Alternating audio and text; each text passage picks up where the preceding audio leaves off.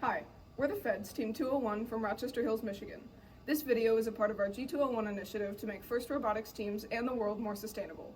This video will include how-to instructions on a project we have created to reach this goal. Thank you for watching, and please feel free to check out our website, feds201.com, to learn more about our team. Alright, this is the Feds 201 filament recycler made by the 3D printing team.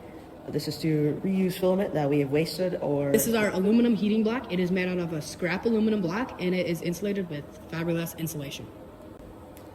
Alright, this is our PTFE sheet. It's capable up to 300 degrees Celsius, and we're going to be running this at 205.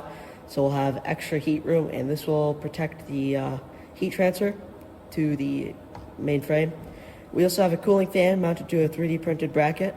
This is to make sure the filament is not stringy or will change diameter while it comes out of the hot end.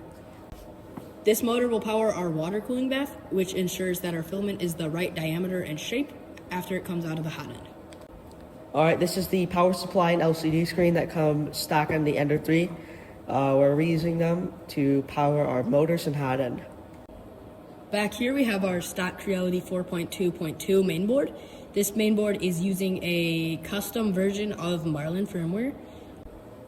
Alright, so all the electronics in the frame on this thing are part of an original Ender 3 Pro, which you can get for really cheap at your local computer store.